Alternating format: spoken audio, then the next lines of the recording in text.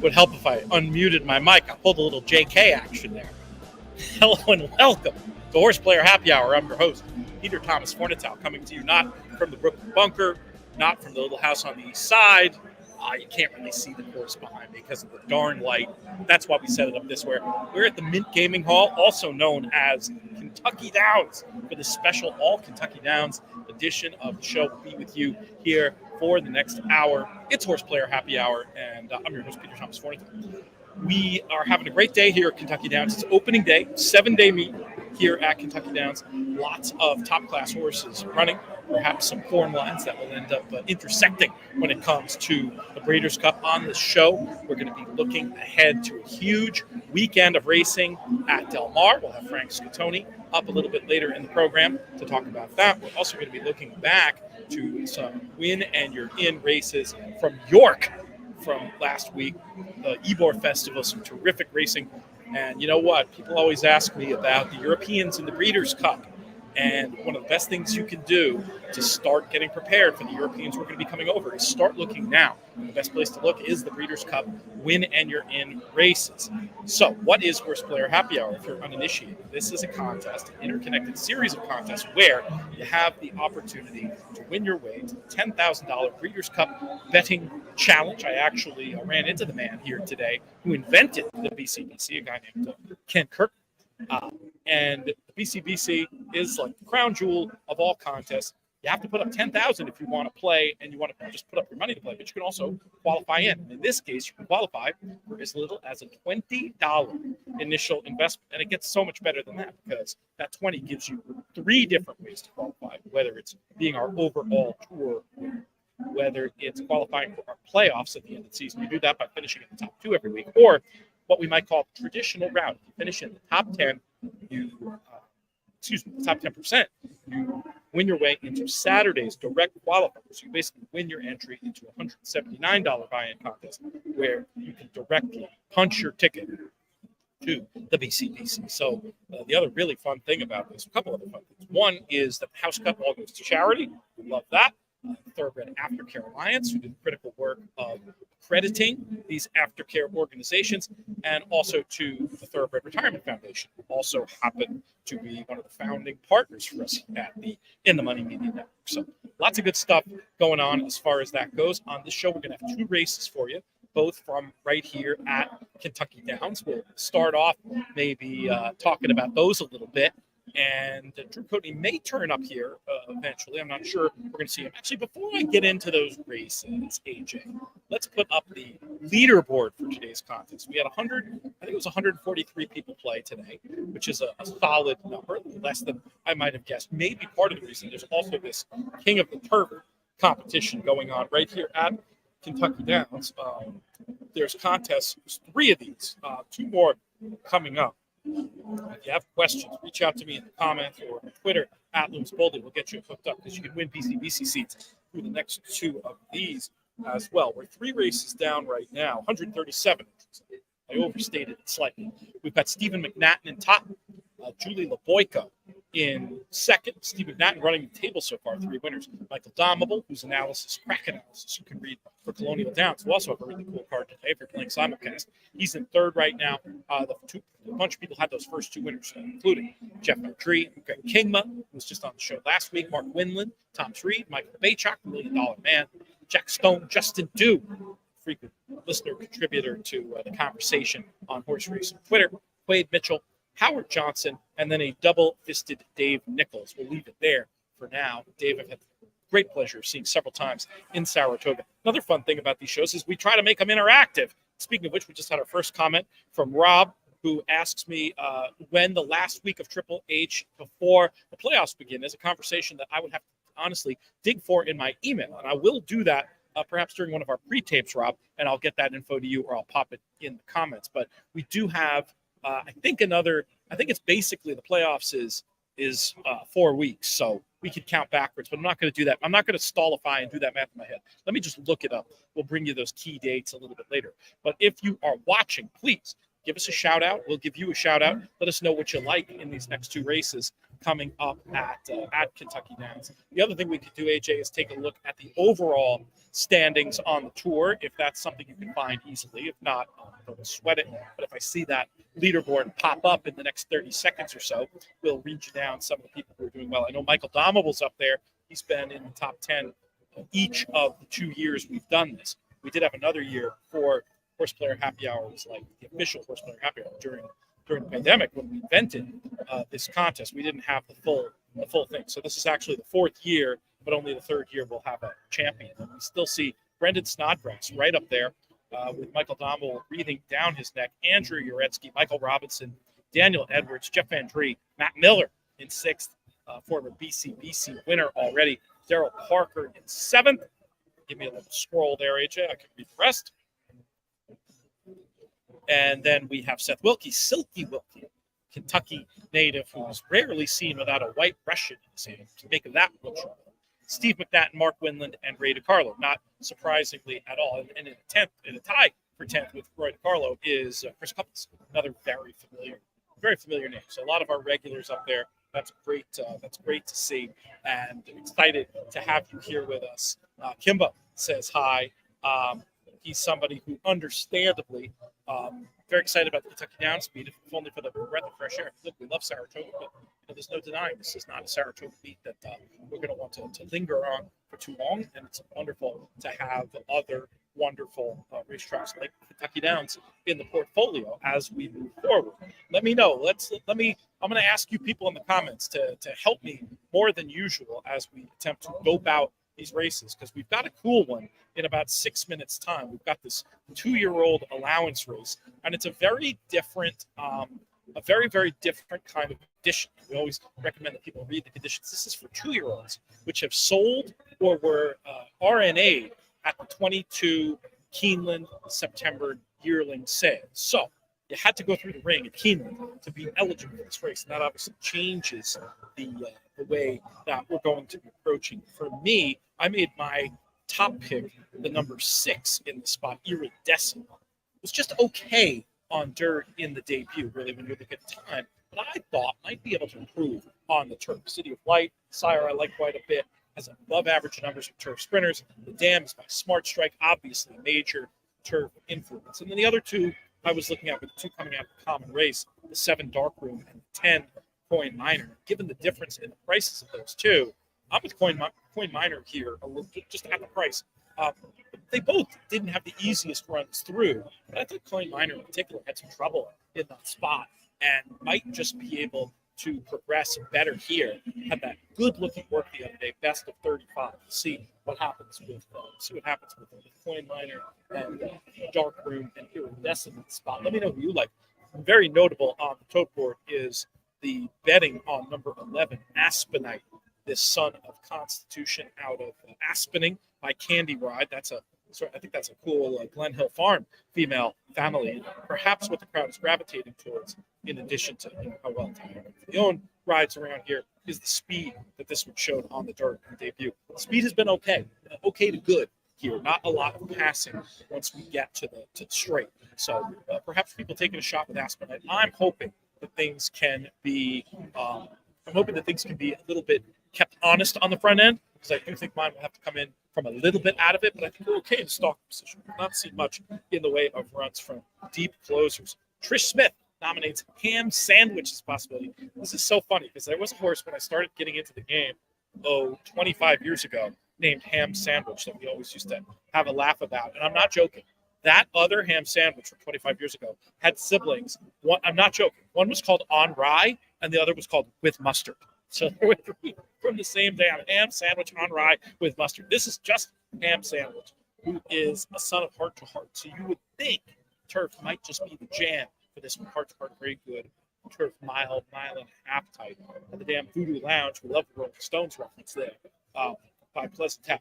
Absolutely goes with a chance. Trish, why not? If that pedigree holds up, Ham Sandwich currently at 9-1 could have an impact. Who else do people like in the spot? We've got our vote from Kimbo for Chisparajos. Parajos. Is that what's Parajos? Is that bird? Parrot? I don't know, something along those lines. Let's look at this Luis Parados a little bit closer.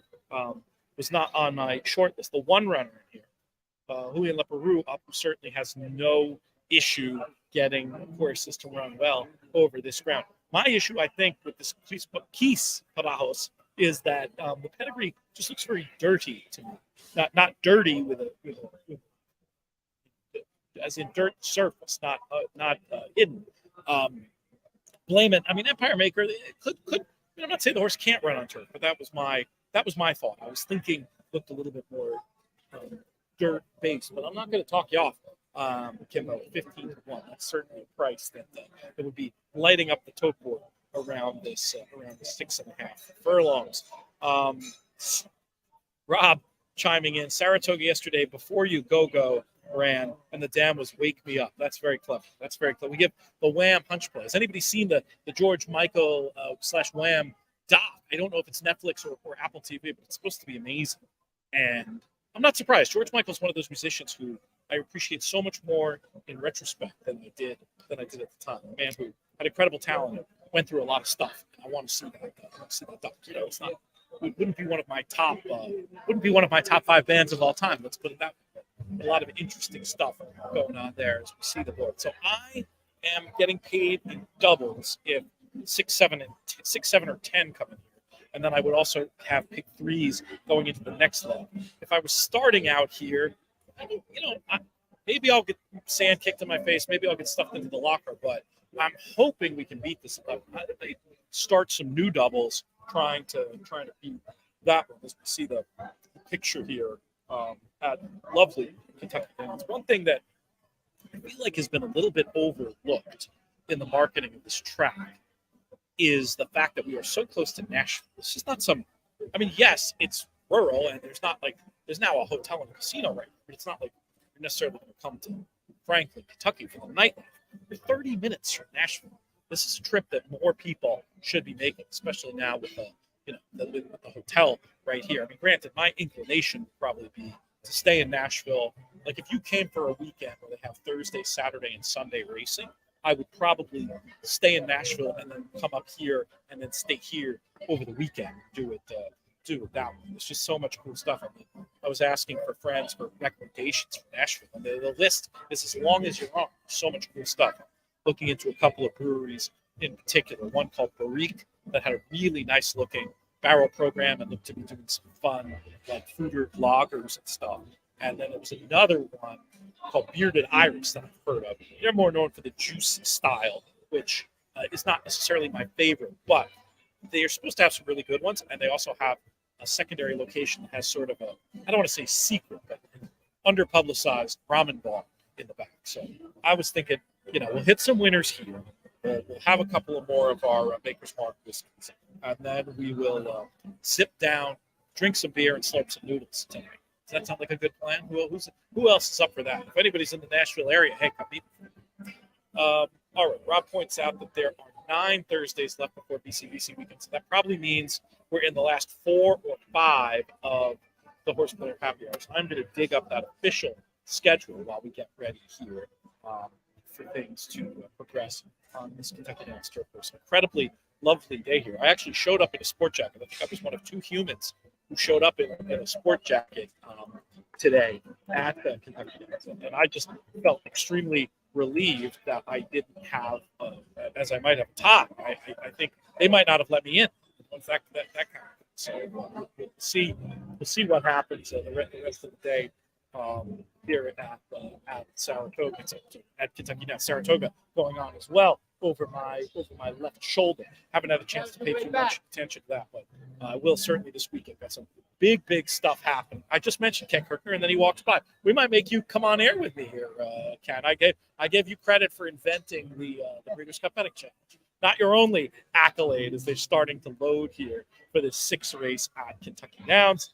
Again, give us a shout out. Let us know who you like in this upcoming races at Kentucky Downs. Let us know your early thoughts on Del Mar in the weekend. 3 BC, winning your in races out there.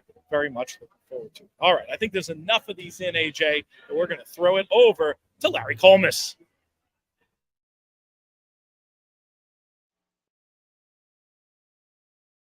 Iridescent second last.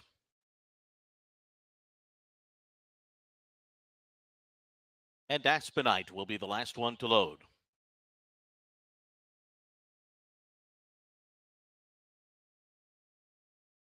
Going in. They're all in line.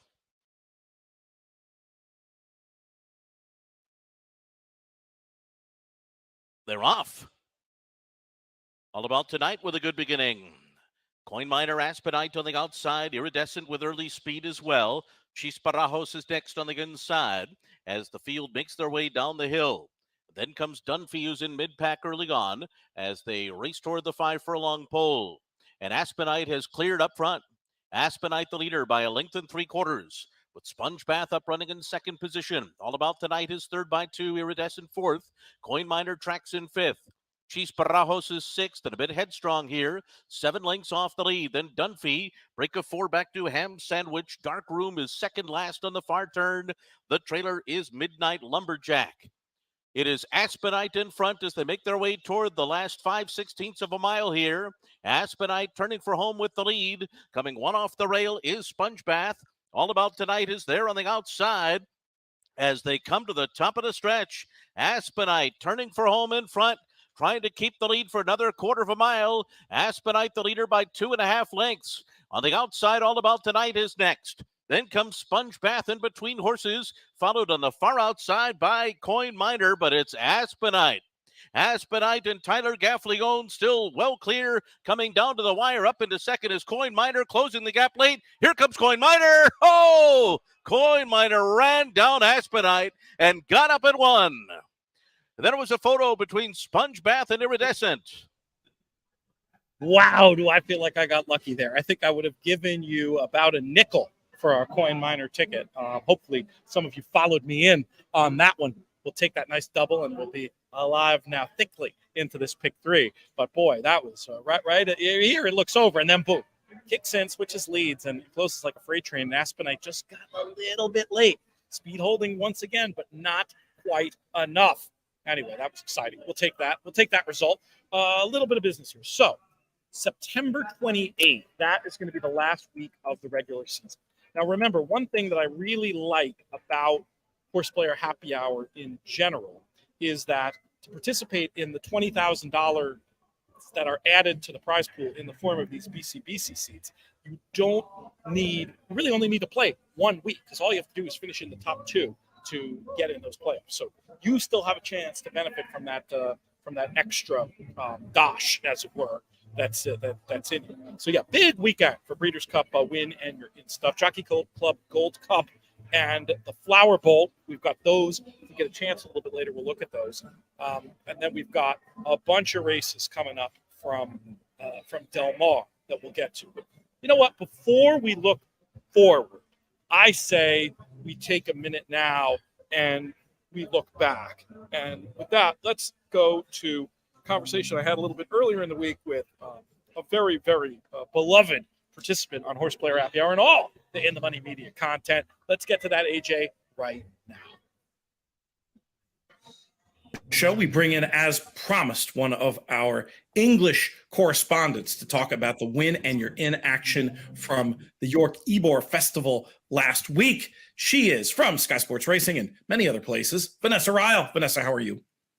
Hello. I'm very good. I feel a little bit underdressed compared to you. You've got the whole Goodwood hat on. You've really nudged towards my country with that. I like it a lot. Whereas I feel, I have just come straight in from a drizzly England, as it has always been this summer, drizzly. Walk the dogs, and I'm in my scruffs, I'm afraid. So you'll just have to ignore that for the time being. You're usually so fashionable. You've built up plenty of fashion equity. The sweatshirt totally does nothing to diminish your abundant style. Do not worry. Do not worry at all. What a charmer this guy is. We don't judge here on Horseplayer Happy Hour. And basically, for me, I'm in my pajamas. So, there is that. The Goodwood hat does class things up a bit. But forget about Goodwood. Let's talk about York. It was some amazing days racing. For you, what were the headlines of the festival generally before we dial down into these Breeders' Cup winning your in races? Yeah, we'll get to them in due course, and they sort of tie in with really what the headline of the festival was, which, whether you like it or loathe it, really is the Frankie Dettori Farewell Tour, which of course we expect to pretty much nearly the last leg to be at Santa Anita for the Breeders' Cup.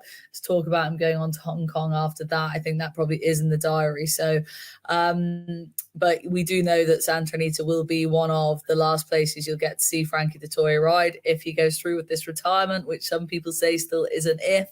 But bringing it back to York last week, yeah, he really stole the show. He won the York Ebor handicap on the Saturday aboard Absurd for Willie Mullins, a trainer who he's teamed up with plenty in these staying division handicaps. And Absurd was fancied actually at Royal Ascot in the race that Vauban won, the Golden Gates handicap. And he wasn't unfancied in that day, like I say. And then he's been to Galway back over hurdles since, and then he's come back on the flat, came to the Ebor, was slightly overlooked in the market. Some slightly sort of sexier profile, younger, less exposed horses than him kind of caught the attention of the punters beforehand. But Frankie delivered again. And then of course he took a Group 2 race, and also he took 2 Group 2 races, in fact. So he really stole the headlines, really, in many ways at York last week. And the York crowd, I don't know if have you ever been to York, Peter? I've been to York, but not for Ebor. Right. So, yeah, you'll have witnessed the York crowd there. It's a great sort of mini amphitheatre there, the winners' enclosure, where they come in off the track and there's the tiering of the steps. And it's quite a small winners' enclosure, but as a result, it's provided some great atmospheric moments for horse racing. Obviously, your mind immediately goes to Frankel winning the Juddmonte International, and the moments after that race were incredibly special. But there's been some other really special sort of incoming winner shots and moments. And I guess with Frankie Dettori, he provided even more at York. And I was sad to miss it. I was on my holidays, and a lot of people said it was a really sort of I was there moment, which York has provided through the years. What is your gut feeling about this? Is it going to turn into the Frankie Dettori Farewell Just Kidding tour this year? I mean, the guy is clearly at the top of his game. I have no idea why he would retire, objectively speaking. Yeah. Oh, God. I mean, I wouldn't have a bet on it that the last time we see him in the saddle is in 2023. I feel like that would be not the right place to put all your money. Just because he's riding so well and he seems to be enjoying himself so much. And then tie in the time he spent in California at the start of this year, and how that door would be wide open for him to do that again at the start of 2024, potentially. And it just seems like if he's riding out of his skin as he is now towards the back end of the season on those international journeys, is he really going to get off from the biggest stage and get down off one of those big graded winners and say, right, see you later, everyone, I'm done? I don't know. I just feel like it was reported back to us so much about how much he enjoyed his time in California at the start of the year, how much he enjoyed the lifestyle, how it really suited him. He'd never been fitter. He'd never been thinner. He'd never been lighter on the scales. And then he comes back out of that time and he's just riding so well here in the UK. I think it would take a huge amount of inner will to step away now from him because it's all going so well for him. So does that give you a conclusive answer? No, I'm afraid, Peter. I don't know how you're leaning. I can tell how you're leaning. And it's also how I'm leaning. And, jockeys, Frank Scattoni and I frequently joke that the word retirement doesn't mean what jockeys think it means, given the insane amount of comebacks that you see in the profession. Because I think it's one of those things that it's a hard life to get away from in a lot of ways. And, if the retirement ends up being 6 months or a year, that also wouldn't shock me. True. Yeah, that would. Yeah, look, there's loads of options and you're bang on the money. You can see that happening as well, can't you? Like maybe some time out and then a realization that he's still fit and still well and still maybe missing the buzz. But I do understand also what he's saying, that, he wants to go out whilst he's still riding at the top of his game, which clearly he is. And he wants to go out whilst he still has another career to go on to, e.g. he's still a public figure in the wider domain over here in the UK. And given the fact that, you know, he's just changed up his agent situation, his longtime agent has been given the heave-ho, you just can feel, and he's now with a man who would have more experience in a wider sphere, wider sort of celebrity sense, and not so much just the inner workings of the racing world. And as a result, you can just see the plans are at foot for his career path to go slightly like that in a different direction. So maybe some of it will also hinge on how well that next step goes. I don't know. I just feel like many people, if he walked away now riding this well at the top of his game, I think we'd all be like, wow, he really did mean it. Let's move on to the win and you're in action. We'll start with a race you referenced before, with the Frankel's historic win in the Juddmonte International Stakes. This year, it was Mostadaf getting the job done under that man, Frankie Dettori once again. And this was a race where, you know, I think a lot of people coming in thought the result might be a little bit different. What did you think of this year's running? Yeah, I mean, lots of people obviously really believed in Paddington, has been on this winning streak, the 3-year-old colt from the Aidan O'Brien yard, up against the older horses again, as he's already done once before at Goodwood, up to York and tackling a smaller, more tactical and different field than the one he met at Goodwood, and Sandown, of course, before that. But in terms of this race, I sort of would bold highlight the word tactical. It was all about tactics. And we've spoken about Frankie Dettori, but let's just hone in on him in terms of this ride in particular. He only got this ride due to the ban that Jim Crowley is currently on. He would normally ride this horse, obviously, for Team Shadwell. That jockey ownership teaming up has been in place for a long time at this stage. So Frankie gets the ride because the horse is obviously trained by Team Gosden. So they reach for Frankie. And Frankie gives the horse a ride of just such tactical and timing awareness. You were left wondering if anyone else would have been able to pull it off the way he did, which is, for me, a sort of fascinating side angle to not just the horse but also the jockey. This horse has never made the running in his life, Mostadaf, and famously at Royal Ascot in the Prince of Wales Stakes, he famously came from quite a long way back with this very well-timed and patient ride from Jim Crowley. Totally different tactics this time around. Up to York he goes, over the 10 furlongs again, 10.5 furlongs this time, and under Frankie Dettori, only the 3 other runners in the race. And he goes out in front and just sets these perfect fractionals where he was pouring on the pace beautifully. We know he stays further than this. He's won over the 1.5 miles before. He's run good races over the 1.5 miles at top level company. And Frankie jumps out in front and just sets perfect fractions the whole way through. You see him watch the race back, you know, he's consistently looking through his elbow, through his legs, through his other elbow, seeing who's making a move in behind, and Paddington tracked him. Nashua sat further off the pace. She was the one who finished really well. That may well have been even a career best effort, some are saying, from her to chase home this horse. But it was a real cat and mouse tactical affair between Nashua and Paddington, who ended up in the 3rd spot. And it was just a case of you were thinking the whole time, when is Frankie going to get the breather into Mostadaf?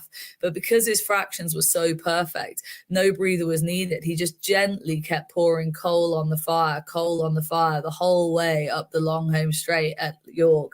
And the horse just kept delivering. And he was in that perfect sort of energy saving rhythm and movement, and just, I mean, that is just, for me, magic from Frankie. And I really genuinely believe he's one of only a few people who can deliver a ride like that, where he's just in such perfect unison and energy saving unison with the horse himself in that lovely rhythm. And as I say, just piling the pressure on in perfect fractionals. That is, you can't buy that. You can't train that. I think that probably comes with the feel Frankie has, but also the experience he has. All those trips to America surely has helped with that clock in his head. Yeah. And as a result, he wasn't for catching. And the signs, the sort of panic button signs were there relatively early from Paddington. I thought, Ryan went to go for him, and he has got that slightly awkward head carriage anyway. So you do just wonder, is he going to go through with it?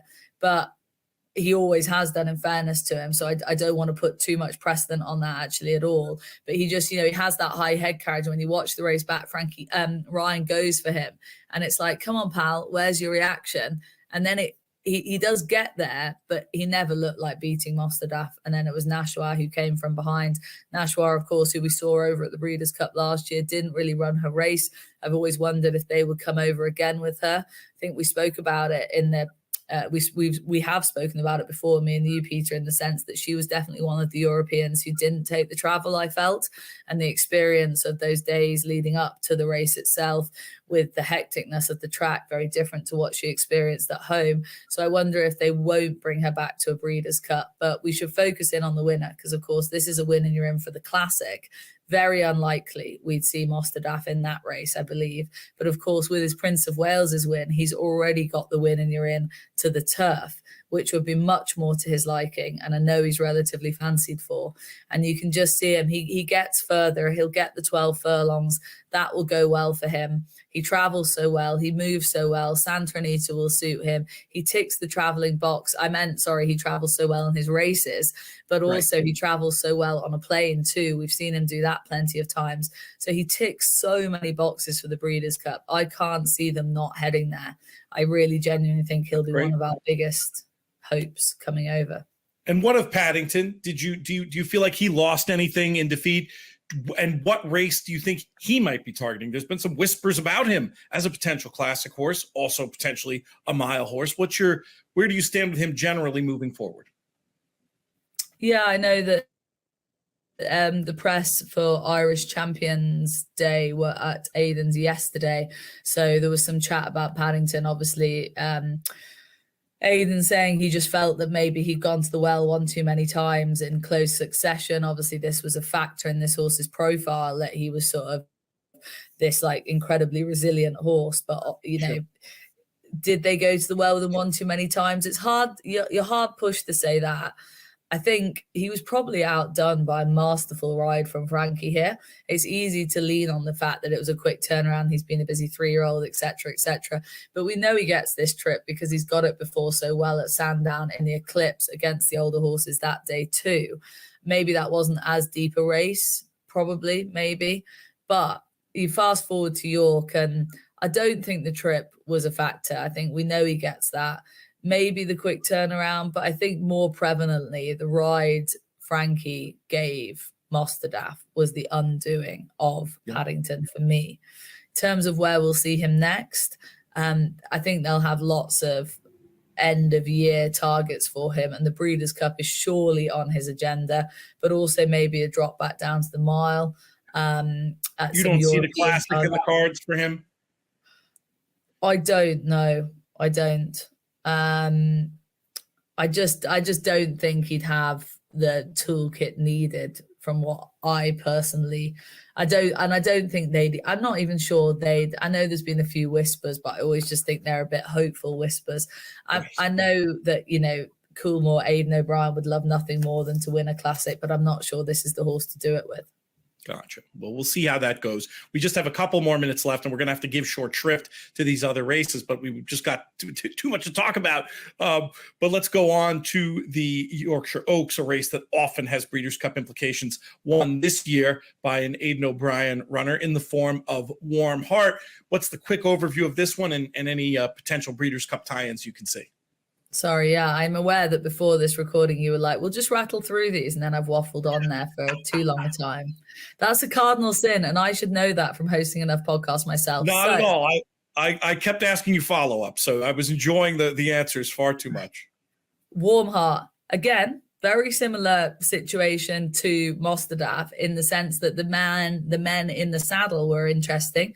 James Doyle obviously picking up the ride because Ryan Moore was on Save the Last Dance. That in itself is interesting. We all know James Doyle is second jockey to Godolphin, so rival teams, but put that to one side. In terms of the winner herself, she's won the Yorkshire Oaks, which is a win and you're in for the fillies and mares turf. That's the 10 furlongs, but obviously the Yorkshire Oaks was over the 12 furlongs. She has options, basically. You could see her potentially, people are touting her as a Breeders' Cup turf runner over the 10, because we've seen that be done before from Aidan O'Brien. Found won it as a 3-year-old in 2015, was it, I think? Yes, ran in that race and won it as a 3-year-old. And so would Warm Heart follow a similar maybe racing plan to her? She's not a found, let me just be clear on that, but I'm just saying that this filly does have options. She's won the win and you're in, but she could go up against the boys over less as well. So it's very, very interesting for me where they'll go with her. She's a strong traveller. I think she'll take to Santa Anita. She has a turn of foot. But she also has that stamina in her locker as well. She moves beautifully. I think she takes the Santa Anita track. I think those are all positives for her. So along with Mostadaf, I really think Warm Heart will be another one on the plate. I think we've seen plenty this week of horses that we will see over in America from York. Any others to name check from the filly and mare turf who might be coming before we move to the Nunthorpe quickly? I actually don't think from York there was anything. I don't think Free Wind, who finished what many people said unlucky second to Warm Heart, would go. She's been fragile in the past, and I think she operates better with a little bit of cut in the ground.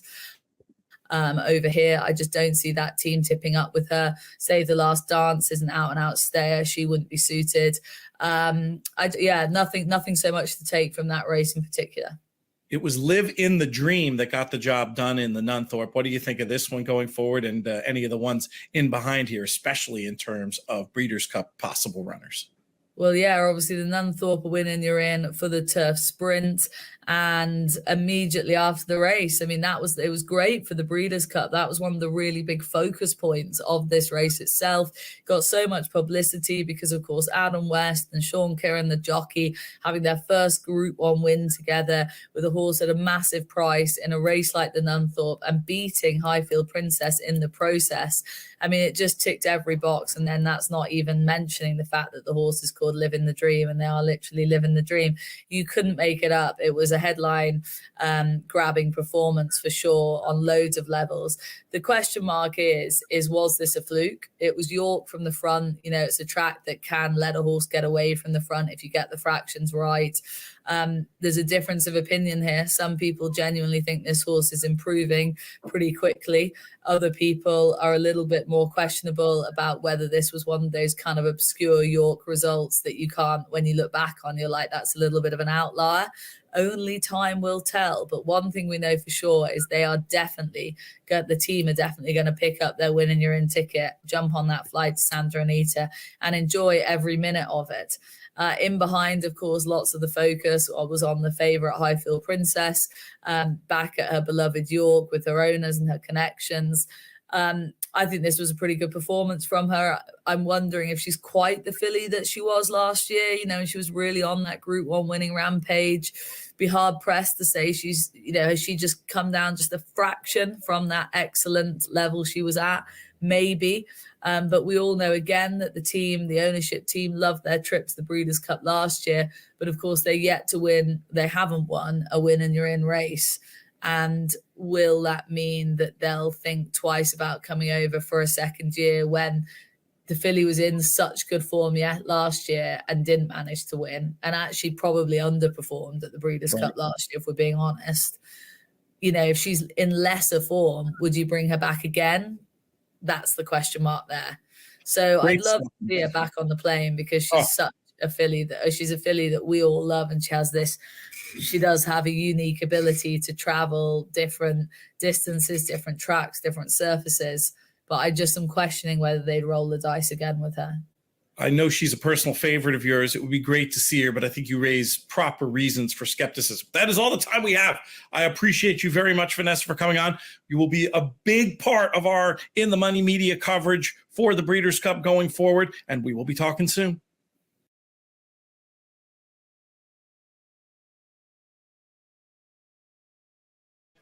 The location changes, but the hat remains the same. Thank you, Vanessa. Always great to hear those thoughts. Interesting previews of some of those horses we're going to be seeing at Santa Anita coming out of those York races. Now, let's bring in your reigning Breeders' Cup Betting Challenge champion. He is Drew Coatney. Drew, are you there? Drew, how are things? I'm doing good. How are you? I failed to read a clock before when you told me when you were in your meeting. I thought you were going to be with us from the beginning of the show. But No. We're good. We made it work. We're good. You look like you're in Oktoberfest right now. I'm very jealous. Yeah, we do have. I'm in this little air-conditioned tent. I'd love to show you. It's an amazing view here, but the sun makes it almost impossible to see. This gorgeous turf course. This is an amazing place. You'd love it. I highly recommend you come down this way in the future.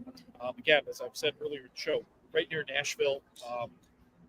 Really, really fun way to spend Labor Day weekend. Some fantastic racing. Are you in the contest today? Are you in either contest today? Either the King of Turf first round or the Horseplayer Happy Hour?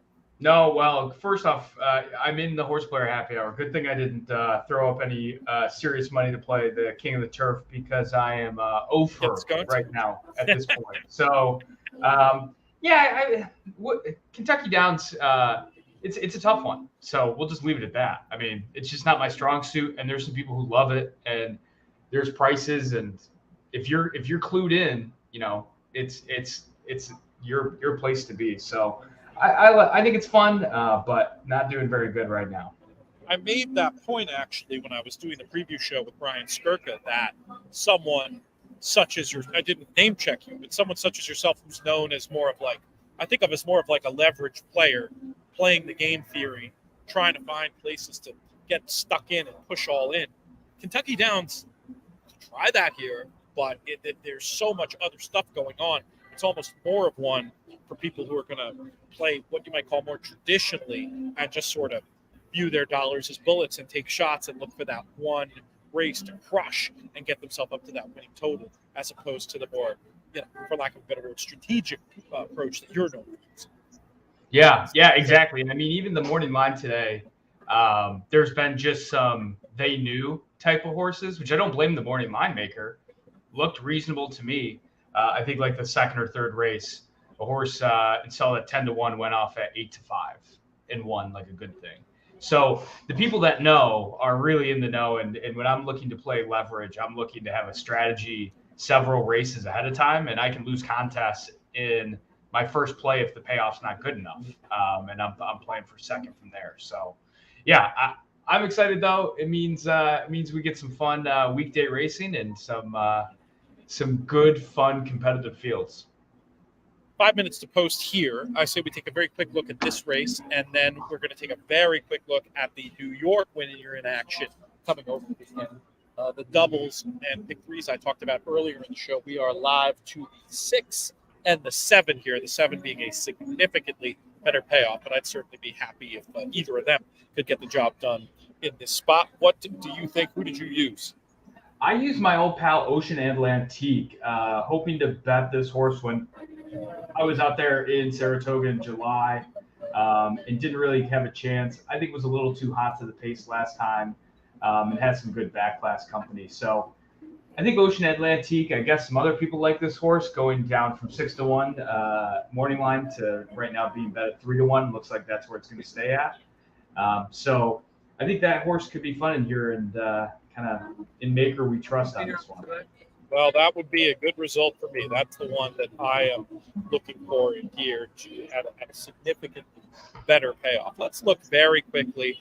I mean, the Flower Bowl, obviously didn't come up the way the Flower Bowl of Dreams. Just the 4 runners here, and I got to be honest, Drew. I thought it looked like it was going to probably be a layup for McCulloch. I didn't see why Amazing Grace was going to be able to turn around that form. I think McCulloch is in career form at age 4, and probably get the job for Chad Brown done and head on to Breeders' Cup. But Tamarema, I guess we're talking about, but didn't have any form that screamed out to me. And I never like when the left-handed form seems below the best form that a horse has when they come to America for the first time. Did you have anything clever in the Flower Bowl? No, and these races are jockey races. So whatever the result is, right. I always kind of write in the PPs and DRF formulator, you can make a race note overall. Jockey's race, kind of let it be what it is and be unique. You see this when a lot of off the turf races or something where the field gets very small. And by that, I mean, it all comes down to clock, because no one's going to go too far ahead. No one's going to be too far back. Maybe they do, and it becomes too extreme. It's really up to the jockeys. And I think the only way anyone can beat McCulloch is if someone does send out, and then hopes to catch Irad with his clock and his head off, which is not impossible going the mile and 3/8, which isn't a very commonly run. It's not like we're talking 6 furlongs or a mile up the chute. So that might be a chance to catch him sleeping, but I don't see anyone who can do it. So it's really going to have to come out of left field, and I think it's all McCulloch's to lose. Let's move on to the Jockey Club Gold Cup. Drew goes race number 11. We do have a little bit more, certainly twice as many runners as the other race. We'll start with that positive. Of course, like Bright Future, been waiting to see the return to Stakes Company. It's happening here. Bunch you could make cases for, but I think on body of work, on recent speed figures especially, looks like it might be hard to beat the favorite in here too, to me, Rattle and Roll. Did you have anything a little bit more creative in direction you were leaning in? I mean, Rattle and Roll will have to probably pass them all, which I never love, but this one looks more than capable of doing that to me. Yeah, I agree. This could be a good spot to really get stuck in if needing a contest play. It's a 4-year-old who just keeps getting better, and the only loss on the resume recently is West Willpower. It always shows up and runs hard. So it could be one that you use an exacta on the side if you were to, say, get live to something in the horizontal or in the contest, but play a bit on the side of whatever else you like. You know, one of the other horses I like, interestingly, is Tyson. It's the most unexposed form, and I think you can make a case and say, well, hey, Duke of Love came over and ran a 97, and Tyson smashed Duke of Love. But then that asks the question, well, if Duke of Love came back to Frank that form at a 97, then what the heck is Tyson going to run? I mean, what are we going to see out of that horse? And I think closing into the neutral fractions against Treason, who was a heavily favored horse over in Woodbine 2 back, and then came back and kind of did what he needed to do in the Seagram Cup. I think Tyson could be interesting as a little bit of a flyer if you were looking to get more creative. 5-1, I was a little shocked. I think that should be closer to 10, but because of all the variables you're going to have to play on this one. But that one seems a little interesting than Bright Future, only from an angle of Pletcher Rapoli speed, maybe, in something that may be waiting to develop, like Rattle and Roll, looking for something to develop. So between those, that's where I'm at. I'm a little over Proxy. I feel like Proxy is going in the direction of let's take the easier route where we can, and this seems like a stiff contest for Proxy, who's I would love to own $2 million in profit over lifetime and has won $1 million this year. So not to take anything completely away from the horse, but I just feel like when I look through the PPs, I don't see anything that really scares me from a back class standpoint. Tyson's really interesting. I mean, Josie Carroll is a really shrewd trainer, and one of the ones over the years who I feel like it pays to pay extra attention to the horses she ships in. And the breeding, it's very hard to know. Honoring the Dam wasn't frankly much runner. I mean, it hasn't had a ton in the way of progeny, and it's very hard to know how this one's going to run on dirt. The second Dam was competitive on dirt, so that's good, and that's that family. The second Dam is actually out of Better Than Honor, so that's that family that wins the Belmont every year, right? That's the there's like 3 Belmont winners out of that family. I'm spacing, of course, who they are here, so juggling too many things, but it's completely reasonable to think that a Tappet Smart Strike Cross could take to dirt, and if he does, that may well be the interesting one there under Manny Frank. So that's so I'm glad you pointed that one. If the favorite does get turned over, that's quite likely to be the one that will get the job done. And I'm just digging up. I remember Better Than Honor earlier in her racing days. So Jazzle is one of hers. Rags to Riches is one of hers. And then at one family disconnected, there's another one from from the last couple of years too. It's akin to, so it's a pretty great. The idea that dirt would be in this one's future based on the second dam makes all the sense in the world. Great stuff, Drew. We can, we're going to watch this race, and then I'm going to do the previews for Southern California. Well, I'll bring in Frank. So we'll let you off easy today. Just a quick cameo for you. Hopefully we'll give you. Hopefully you can go runner and somehow sneak into the top 10% here. We still do have 4 races left, so all is not lost. If you have it in front of you, run us down who your picks were in the last 3 at Kentucky Downs. Yeah, and take these with a grain of salt. 10, 8, and 12. 10, 8, and 12 for the 3 the rest of the way. Drew, we're going to let you go home, and we're going to send it to Larry Colmus.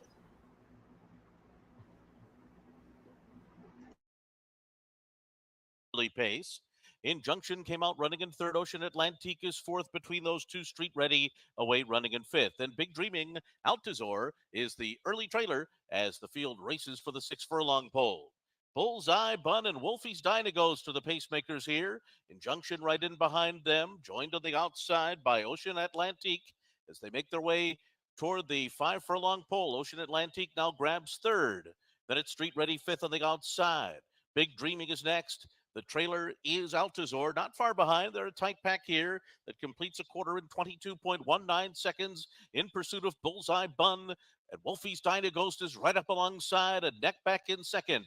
Ocean Atlantique is third as they make their way around that turn. And that it's Injunction in between horses, slipping through on the inside, Big Dreaming. A wide run for Street Ready, who's out there 4 deep on the turn. Altazor at the back of the pack as they arrive at the top of the stretch here. And it is Wolfie's Dynagos who has grabbed the lead as they turn for home. Ocean Atlantique takes him on. Big Dreaming is coming up the fence. Farther out comes Altazor in the middle of the course. They're into the final 16th, or rather 8th of a mile here. And the leader is Wolfie's Dynagos trying to cling to the top. Ocean Atlantique draws up alongside. It's these two, then Altazor and Injunction. They're coming to the wire. Oh, it is Wolfie's Dynagos, Ocean Atlantique. These two will decide it, and it's going to be, I believe, Wolfie's Dynagos. Ocean Atlantique was right there, too. Injunction and Big Dreaming in behind them.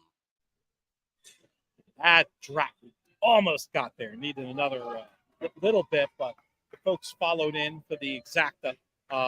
We touted the 6 nicely. Even money versus 4-1. We obviously could have used it the other way around. We're going to run a little long today because we do have to get to our final segment looking at win and your in stuff. And for that, we bring in our next guest.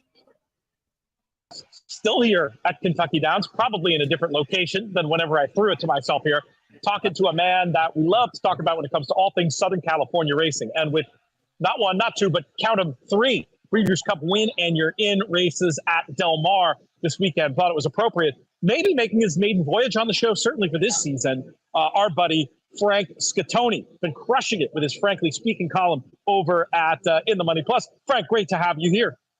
I'm so happy to be here. We got 8 more racing days left, and I am going to make every single one of them count, especially on Saturday. What a great day of racing for Del Mar.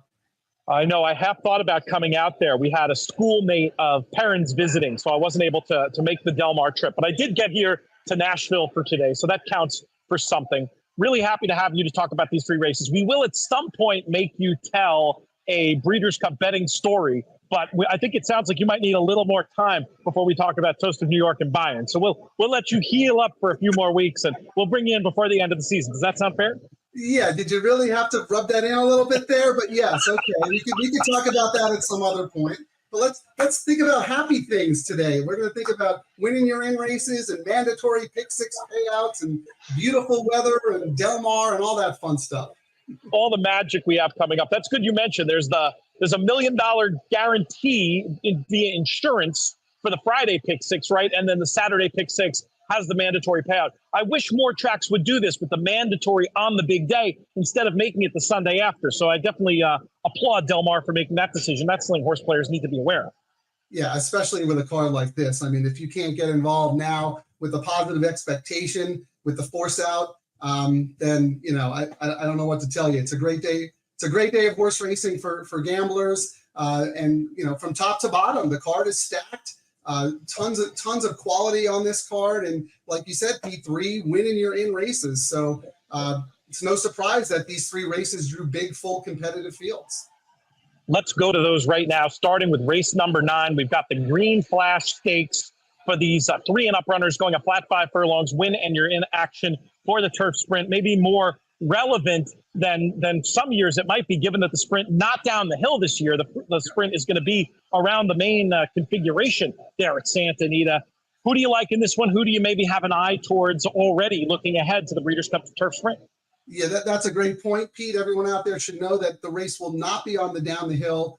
In the last couple of years, Santa Anita has implemented some changes to run turf sprints at varying distances. So I believe this one will be at 5 furlongs as well on Breeders' Cup Saturday. So as you said, this is a very, very key race because Del Mar, we run a lot of these 5 furlong turf sprints here. So very, very important to keep that in mind.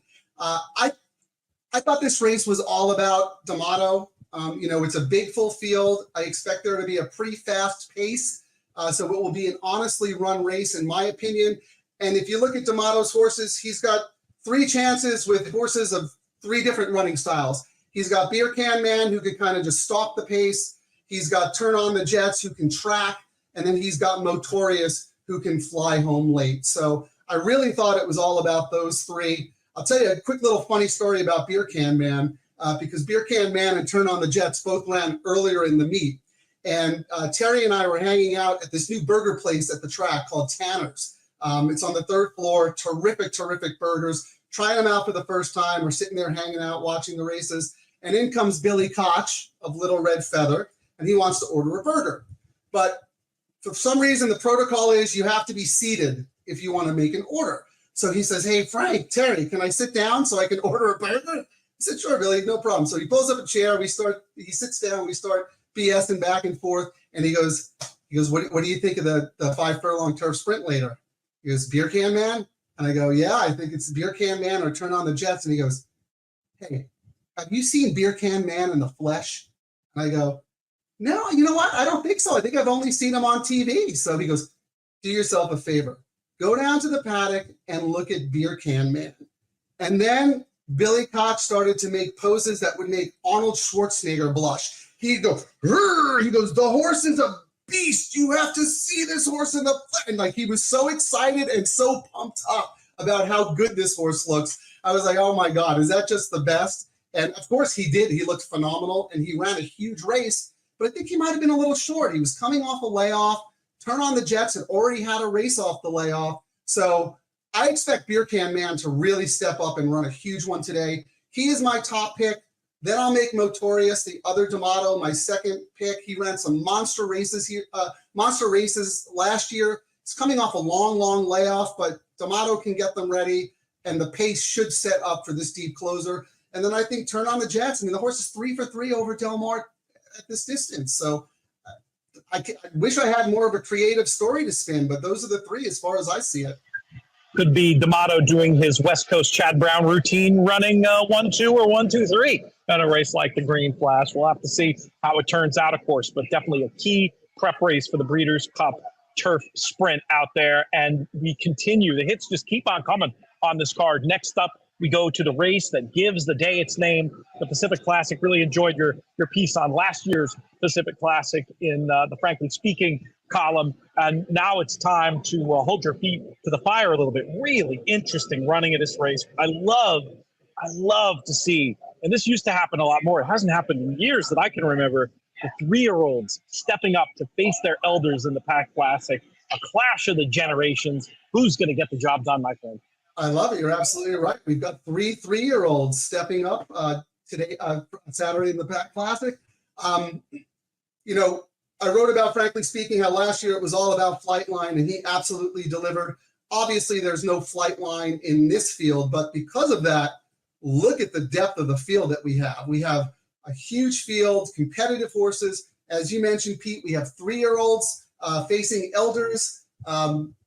Very, very exciting race. But I looked at this and I had a little bit of a hard time with it to come up with the winner, but I decided to go back to my gut. And my gut was right after the San Diego, which is the traditional prep for this race earlier in the meet, I said, Slow Down Andy's going to have a huge chance in the Pacific Classic. I thought that was such a useful race for him. I know a lot of people will look at that race and say, he should have won. He had a perfect trip, blah, blah, blah. I disagree. I mean, it looks like he had a perfect trip, but he was up close on a pretty decent pace. He was stuck on the worst part of the track. And if you remember that weekend, everything was coming from off the pace. So it was a super closer-friendly track. And Senor Buscador, no knocks to him, but he had the absolutely perfect setup in that race to win.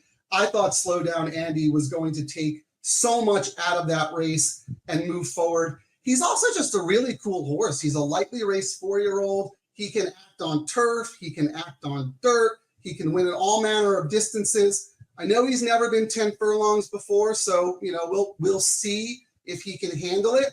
But I don't know. I was just very, very impressed with that race, and I thought it would set up really, really well for him. He's going to be my top pick, and he's going to be my only A when I do my pick 6 and pick 5. And if it's not him, then it's basically throw a dart for me. I could go 4 or 5 deep in this race, and with no strong leans to anyone else. I think all the 3-year-olds are super talented. Who knows if Defunded is going to bounce back. You have Stiletto Boy, who's a grade 1 winner, won the Santa Anita handicap. This is a tough race. It's a very interesting race. I wanted to ask where you stood, particularly with Go Rocket Ride, who's actually pretty significant in the betting right now for the Breeders' Cup Classic in civilized places where they allow things like anti-post fixed odds wagers. The form not looking great after Mage's performance in Travers, but at the same time, that was an effort where Mage was so obviously off form that I don't really know how much you can hold it against Go Rocket Ride. What do you think his chances are of stepping up and becoming a major contender in this division, as the market seems to be hinting that he may be? Well, I've got 3 words for you, Pete. Man, oh, Mandela. I mean, how many times have we seen one of the greatest trainers ever in the history of the sport step up and do some good work at Santa Anita on a Breeders' Cup Saturday, right? He's one of the few old school guys still left. He's a man with a plan, and I think he's going to do everything in his power to have this horse ready to run in this race and win this race, and also step up and do it again in the Pacific Classic. I mean, look, he won this with Beholder. I mean, he had a filly beating the boys in the 1.25 mile Pacific Classic, and you might be able to refresh my memory, but I think Beholder might have been was Hennessy her sire, right? I mean, all stats said Henny Hughes. Thank you. Yeah, Henny Hughes. I mean, a crack sprinter, right? So everyone was saying, the 10 furlongs is going to get her. Not when Mandela's doing the work. There's no one better at getting stamina into a horse, and he knows where to put them. So yeah, I absolutely give Go Rocket Ride a shot.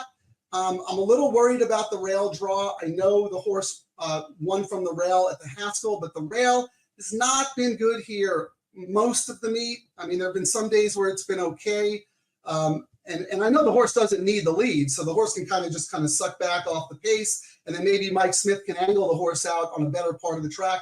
But that concerned me a little bit. But I mean, look, this is an ascendant 3-year-old. Every race this horse has run has gotten better. And I mean, I would not talk anyone off Go Rocket Ride. And we talked about this on the podcast many times before, there are some things that I'm a little stubborn about when it comes to short price horses. And that's a 3-year-old facing elders for the first time.